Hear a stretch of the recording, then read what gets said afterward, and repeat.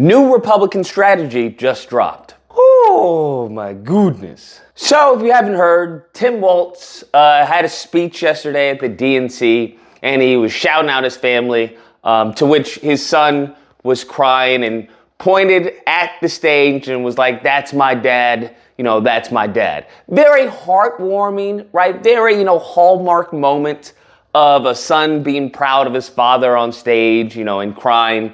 Just a real nice experience. Just a real nice, even if you disagree with everything Tim Walz stands for, if you disagree with Kamala Harris and her campaign and policies, I think we can all come together and be like, that was a nice moment, right? That was a nice scene, nice little gesture of his father and son moment. Really nice. Apparently, that's not how Republicans and conservatives saw this, which to me is mind-numbing, right? I'm just completely dumbfounded by the reaction from the right. Because, mind you, the right is the one that's talking about, hey, we're for the nuclear family, all right? We're here for the family. They're here to try and destroy the family. They're here and trying to hurt babies. They're here to try and destroy the country. That's their whole shtick. That's what they've always been for, conservative values and all this and yada, yada. Now, presently, that's not the case. That's clearly not the case. They've become, they become cuckoo for Cocoa Puffs. Because it has been account after account after account who has been attacking this young man. And the young man apparently is special needs. And they've been attacking him, calling him a beta bitch boy, calling him gay, calling him all types of words other than his God-given name. And it's all because he was crying about his father. That's it.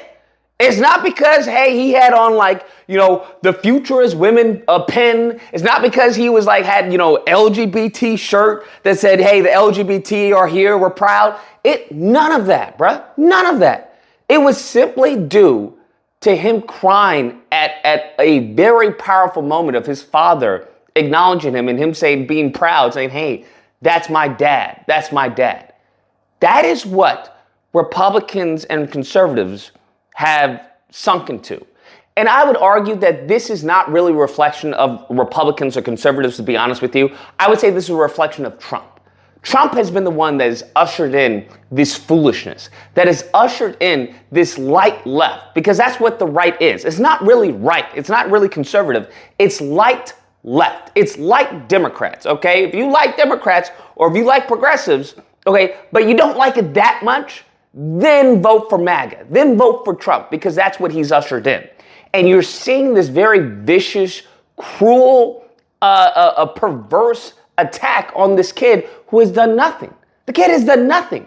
All he did was get proud of his father. That's it. This is something that you think Republicans would be like, you know what? That is awesome. That's a great moment.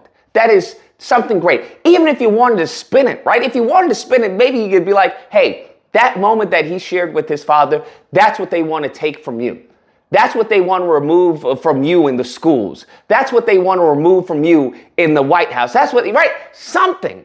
But to just boldface, just attack the boy for doing nothing other than crying. This is a serious problem when it comes to, honestly, the manosphere and all of this, because a lot of the manosphere and everything is marrying itself with right-wing political ideology, where it's like, hey, if you cry, you're not a man.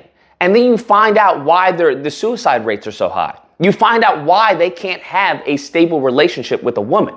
You find that out because they're mentally, distressed. They're perturbed in many cases, and they don't know why.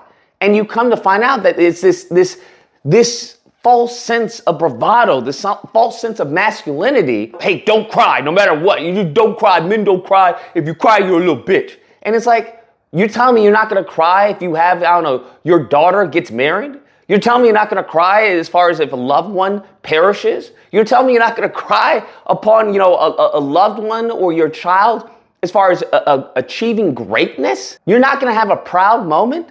That you're telling me that a child, this is a kid, he can't be proud of his father. He can't show emotion of his father, of being, potentially the next vice president of the United States and acknowledging him?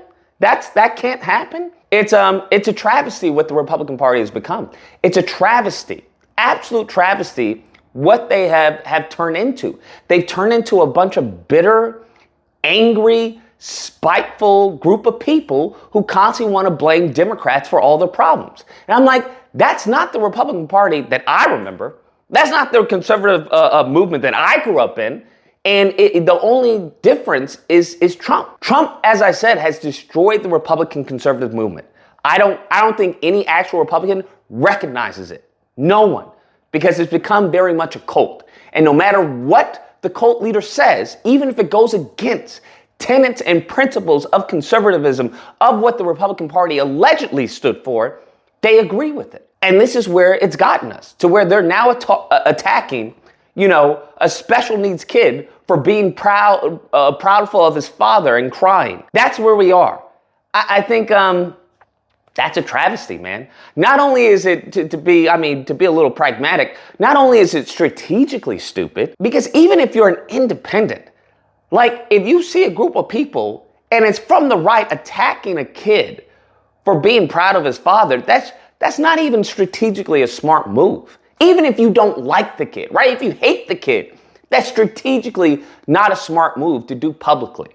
They used to at least have the common decency to call you an N-word behind closed doors. now, thanks to Elon Musk, they do it publicly. Now they're showing who they truly are publicly because they think, hey, anonymity, I'm free to do whatever I want. So now they feel without repercussions. Now you're seeing how they feel. You're seeing this attack. And I find it absolutely hysterical because when you get to the far edges of the right, they're praising, Walz for having a white family. And they're criticizing Vance for having an Indian wife and his son being named Vivek. So I just find it's really, really interesting. The party is completely just in shambles. It's absolutely fractured. And Trump definitely isn't the unifier. He's not going to unify it. And so I think this is emblematic of where the party is as a whole. And it's sad. It's truly sad that at certain moments in time, certain things like this, that we can't just go, oh, that's nice, right? That's nice. Even though I despise, Tim Walz, even though I despise Kamala Harris, that's a nice heartfelt moment. I'll let y'all have that. Anyways, guys, that's the video. Let me know what you guys think. Whether or not, well, actually, is there really an either or? Are there people out there who would justify this attack on a kid? Is that where we are? I hope not. I pray that's not, how far we've fallen from grace, okay? So if you have a disagreement, you know where to find me. Disagreement Day, Friday through Sunday. Number will be on screen. You can call in. Hope you guys enjoyed the video. If you did, please feel free to like, share, comment, and subscribe, and all that fun stuff. Till next time, guys, be amazing. If you cry, you're a little bitch.